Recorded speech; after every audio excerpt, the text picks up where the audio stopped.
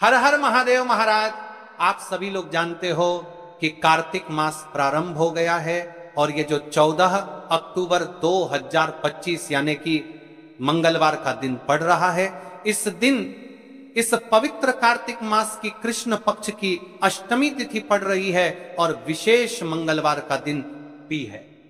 मतलब ये कार्तिक मास का मंगलवार की अष्टमी है। आप सभी को पता है कि कार्तिक मास का कितना बड़ा महत्व होता है और मंगलवार की अष्टमी का तो सबसे बड़ा महत्व है।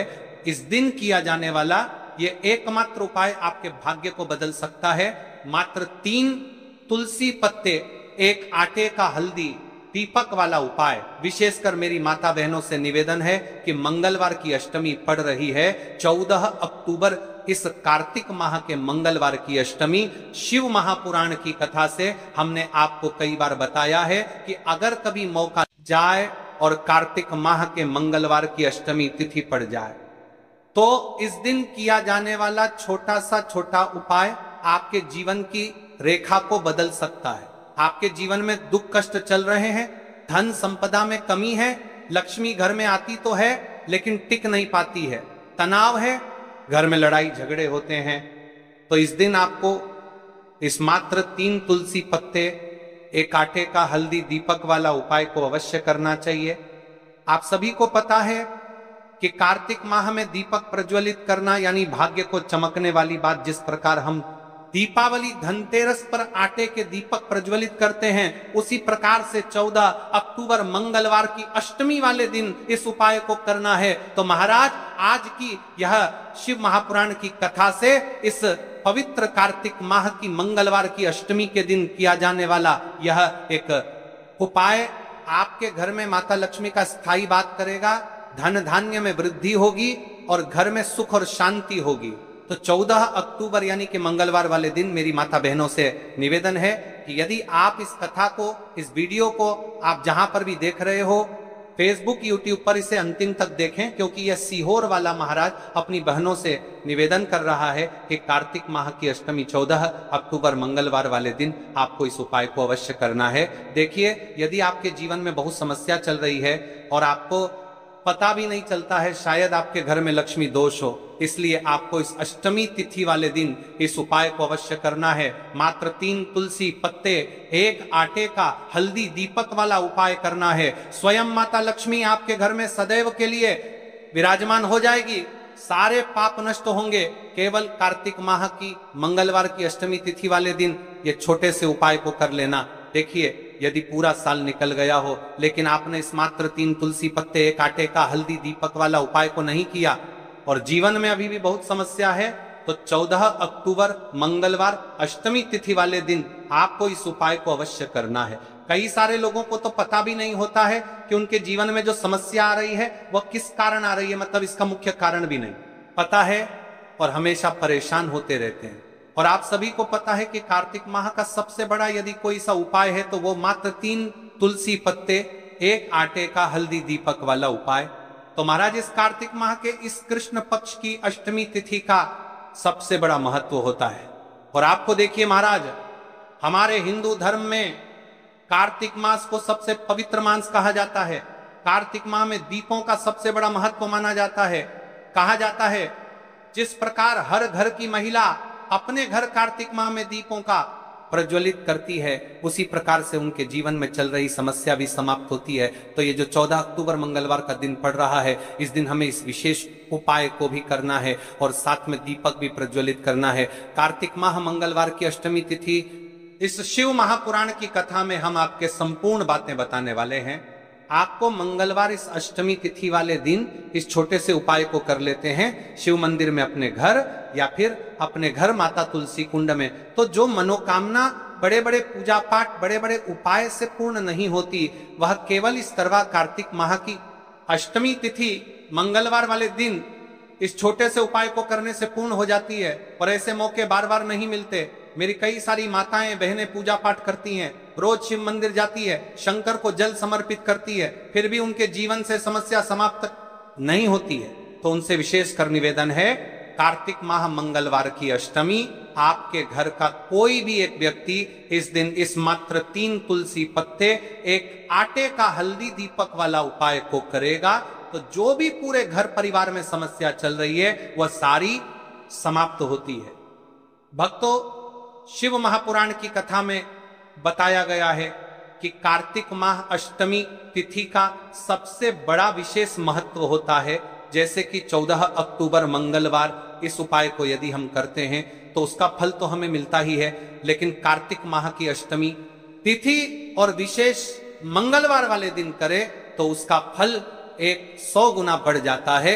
मात्र 3 तुलसी पत्ते, एक आटे का हल्दी दीपक वाला उपाय, ऐसे मौके बार बार नहीं मिलते, केवल वर्ष में एक बार ही इस उपाय को करने का मौका मिलता है। देखिए, मेरी कई सारी अन्य माताएं बहनें हैं जिन्होंने इस उपाय को आज तक किया ही ना हो और उन्हें इस उपाय के बारे में पता ही ना हो। तो देखिए, आज की इस कथा से हम आपको जो उपाय बता रहे हैं उस उपाय को इस कार्तिक माह की अष्टमी तिथि मंगलवार वाले दिन आपको इस उपाय को अवश्य करना है, क्योंकि यह उपाय केवल विशेष तिथि पर और विशेष पावन पर्व पर ही किए जाते हैं। और देखिए, यदि इस उपाय को आपका घर का कोई एक व्यक्ति भी कर लेता है तो महाराज जी पूरे घर परिवार में चल रही समस्या साथ में समाप्त होती है। सबसे पहले आपको हम इस उपाय का महत्व बता देते हैं। एक चुटकी हल्दी दीपक घर में माता लक्ष्मी का स्थायी वास करती है, ठीक है, क्योंकि यह हल्दी समर्पण वाला उपाय है और इस उपाय को हम इस पवित्र कार्तिक माह की अष्टमी तिथि मंगलवार वाले दिन पर कर रहे हैं। तो महाराज, यदि लक्ष्मी की समस्या है तो वह समस्या भी समाप्त होगी, जो आपकी मुश्किल समस्या समाप्त होती हैं। और कार्तिक माह में आटे के तुलसी पत्ते वाला उपाय करने का संकेत है, यानी विवाह में अड़चन आ रही है या फिर कोई कार्य में, तो उसमें अवश्य सफलता प्राप्त होगी। कार्तिक माह बड़े बड़े पूजा पाठ अनुष्ठान से जाना जाता है। इस माह में यदि हम कोई सा भी उपाय करते हैं तो उसका फल हमें अवश्य प्राप्त होता है। देखिए महाराज जी, हमने हमारी पिछली बार की कई सारी शिव महापुराण की कथाओं में आपको इस उपाय को अच्छे तरीके से बताया भी है और समझाया भी है, लेकिन आज एक बार फिर से हम आपको इस उपाय को समझाएंगे, क्योंकि 14 अक्टूबर मंगलवार का दिन सबसे बड़ा और विशेष दिन है। देखिए, यदि आपने इस मात्र 3 तुलसी पत्ते, एक आटे का हल्दी दीपक वाला उपाय को कर लिया तो आपको इस उपाय का वह फल मिलेगा जिसकी आपने कभी कल्पना भी ना करी होगी। देखिए, हम राशि से जुड़ा भाग्य भी बता रहे हैं और भाग्य में चल रही परेशानियों को भी बता रहे हैं। तो यदि आप अपनी राशि से जुड़ा भाग्य जानना चाहते हैं तो अपना नाम और अपनी राशि कमेंट बॉक्स में अवश्य लिखें। तो चलिए भक्तों, अब उपाय की तरफ चलते हैं। सबसे पहले जान लेते हैं उपाय के बारे में कि आपको इस उपाय को कब करना है, कैसे करना है और घर में किसको करना। अब बात करते हैं कि इस उपाय को किस समय करना चाहिए। देखिए महाराज जी, इस उपाय को करने के 2 समय बताए गए हैं। सुबह का समय, प्रदोष काल का समय। कई सारी माता बहनें सुबह के समय इस उपाय को करना चाहती है तो वह सुबह के समय इस उपाय को कर सकती है। सुबह का समय सबसे शुभ माना जाता है, विशेषकर पूजा पाठ और उपासना के लिए सुबह का समय बहुत उत्तम है। सबसे श्रेष्ठ समय सुबह 7 बजे से 8 बजे तक। यदि कोई व्यस्त है और वह इस उपाय को करना चाहते हैं तो सुबह 10 बजे तक कर सकते हैं, और यदि कोई माता बहन चाहे कि वह 12 बजे से पहले कर लें तो भी मानिए। बस इतना ध्यान रखना है कि दोपहर 12 बजे से बात नहीं होना चाहिए। अब देखिए महाराज की बात कर लेते हैं प्रदोष काल के समय के बारे में। प्रदोष काल का समय दूसरा श्रेष्ठ समय है प्रदोष काल। प्रदोष काल का अर्थ है संध्या के समय का वह विशेष मुहूर्त, सबसे श्रेष्ठ समय। शाम 5 बजे से 6 बजे तक यदि इस समय न हो पाए तो रात 8 बजे तक कर सकते हैं, लेकिन याद रखिए 8 बजे के बाद ये उपाय न करें। अब कई सारे लोग कमेंट करके हमसे इस समय पूछने लगते हैं कि महाराज जी आप ही बता दीजिए सबसे उत्तम समय कौन सा है, कौन सा समय चुने। यदि आप प्रदोष काल में करें तो दीपक साथ ले जाएं, यदि आप सुबह करें तो गंगा जल साथ रखें। दोनों समय पर भगवान विष्णु प्रसन्न होते हैं, आप किसी भी समय कीजिए। अब देखिए, बात कर लेते हैं इस उपाय की सामग्री के बारे में कि इस उपाय के लिए आपको क्या क्या सामग्री चाहिए। 3 तुलसी पत्तियां ताजी हो तो उत्तम, यदि एकादशी का दिन है तो तुलसी नहीं तोड़नी चाहिए। ऐसे में घर में रखी सूखी तुलसी पत्तियां भी उपयोग में ली जा सकती हैं। यदि आपके घर में तुलसी का पौधा नहीं है तो आप किसी पड़ोसी या परिचित से ले सकते हैं। देखिए, भगवान विष्णु को हल्दी अत्यंत प्रिय है, तो अब हमें हल्दी लेना है। एक चुटकी हल्दी, रसोई घर की हल्दी चलेगी, शुद्ध हल्दी का प्रयोग करें। अब इस उपाय को करने के साथ में हमें एक दीपक भी लेना है महाराज जी, ठीक है। एक दीपक, लंबी बत्ती का दीपक प्रदोष काल में करने पर दीपक अवश्य जलाएं। थोड़ा सा गंगा जल सुबह के समय करने पर गंगा जल का उपयोग करें।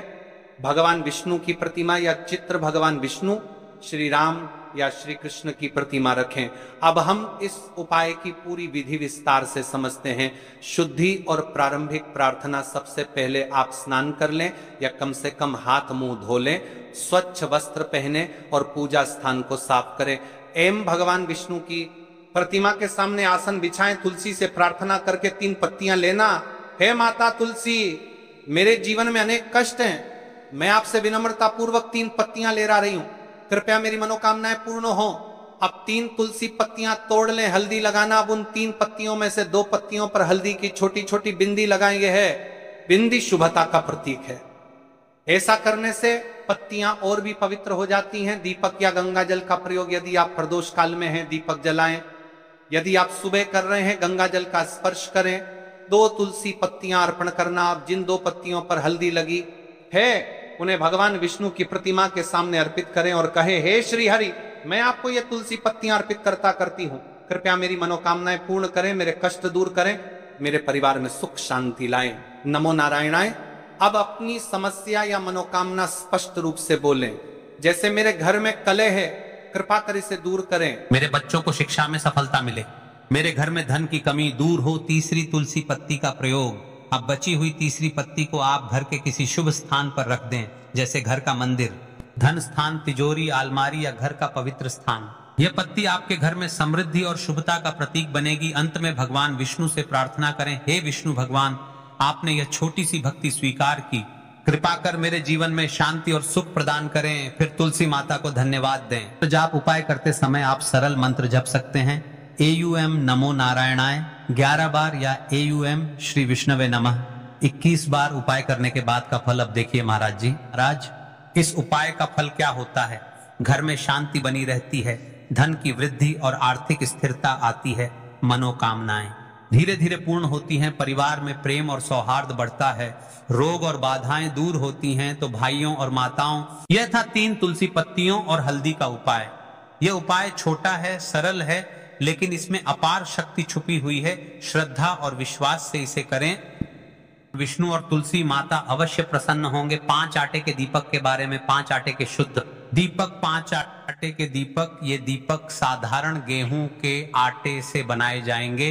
दीपक बनाते समय इसमें ना नमक मिलाना है, ना हल्दी, आटे से बस सादा शुद्ध दीपक बनाना है। हर दीपक में गोल बत्ती की रुई का प्रयोग करना है। तेल इतना भरें कि दीपक पूरे उपाय के समय तक प्रज्वलित रहे। तेल आप सरसों या तिल का ले सकते हैं। ये दोनों ही भगवान शिव और देवी देवताओं को प्रिय है। कई सारे लोगों के मन में यहाँ भी रहता है, तो देखिए इन उपायों को तो करना ही है। बाकी यदि कोई अन्य सामग्री लेकर जाना चाहते तो वह भी लेकर की जा सकता है। यदि आप सुबह के समय इस उपाय को करोगे तो आपको सबसे पहले एक लोटा जल अवश्य लेकर जाना है। सबसे पहले महादेव की शिवलिंग पर आपको 1 लोटा जल समर्पित करना है, क्योंकि सुबह का समय है, इसलिए शिव जी की शिवलिंग पर जल चढ़ेगा।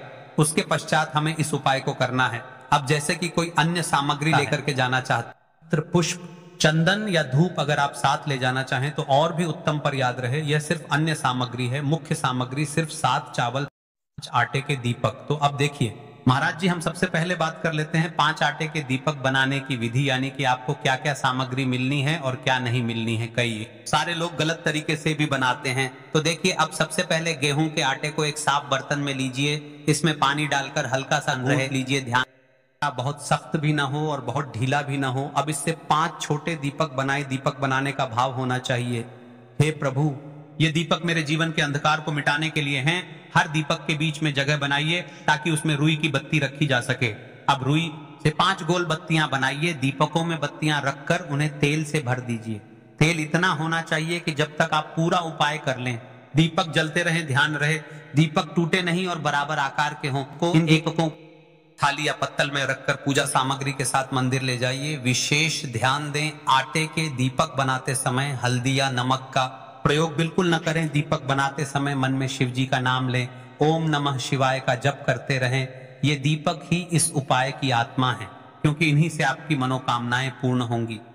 अब देखिए महाराज जी, हम बात कर लेते हैं एक निश्चित समय के बारे में, यानी कि आपको सुबह के समय उपाय करना है या प्रदोष काल के समय। अन्य माता बहनें रहती हैं जो सुबह के समय उपाय करना चाहती है, लेकिन उनके पास समय नहीं रहता है, तो मैं प्रदोष काल के समय भी कर सकती है। अब चलिए, जैसे ही हमारी पूजा की सामग्री तैयार हो जाती है, अब हम उपाय करने के लिए तैयार है। अब हमें शिव मंदिर में जाकर के इस उपाय को करना है। तो देखिए, सबसे पहले मंदिर की चौखट पर माथा टेकें और विनम्र भाव से प्रवेश करें। मन में संकल्प लें, हे शिव शंकर, मैं अपनी श्रद्धा और भक्ति के साथ ये उपाय करने आया। मनोकामनाएं पूर्ण करें और मुझे आपके चरणों में स्थायी भक्ति प्रदान करें। शिवलिंग के पास पहुंचकर क्या करें? तुरंत उपाय शुरू न करें, पहले कुछ क्षण शिवलिंग को देखें, हाथ जोड़कर प्रणाम करें और अपने मन को स्थिर करें। जल अर्पित करने की तैयारी करें। जल अर्पण, सबसे पहले शिवलिंग पर एक लोटा शुद्ध जल अर्पित करें। जल में अगर आप चाहें तो चंदन, पुष्प, अक्षत या गंगा जल मिला सकते हैं। यह जल अर्पण अनिवार्य है, क्योंकि शिव जी को प्रातः काल सबसे प्रिय यही है। यदि आपके पास बेलपत्र, धूप आदि हैं तो जल अर्पण के बाद चढ़ाए, लेकिन याद रहे मुख्य उपाय सिर्फ 7 चावल के दाने और 5 दीपक का है। अब महाराज जी, हम सबसे पहले बात कर लेते हैं 7 चावल के दाने वाले उपाय के बारे में। ठीक है, सबसे पहले आपको इस उपाय को करना है, फिर उसके पश्चात हम बात करेंगे 5 आटे की दीपक के बारे में। 7 चावल के दाने। दीपक जलाने का दिशा नियम, दीपक सदैव पूर्व या उत्तर दिशा की ओर मुख करके जलाना चाहिए। शिवलिंग के दाईं ओर रखना विशेष फलदायी माना गया है। घर में कर रहे हैं तो दीपक को शिवलिंग चित्र के बिल्कुल सामने रखें। दीपक में प्रयोग होने वाले तत्वों का महत्व: सरसों का तेल नकारात्मक ऊर्जा को नष्ट करता है और परिवार से दरिद्रता हटाता है। तिल का तेल पितृदोष और काल सर्प दोष के शमन में सहायक। घी सर्वश्रेष्ठ, क्योंकि इसे देवताओं का प्रिय आहुति कहा गया है। यह लक्ष्मी कृपा को आकर्षित करता है। लौंग बत्ती, यदि आप दीपक में लौंग डालकर जलाते हैं तो यह ग्रह बाधा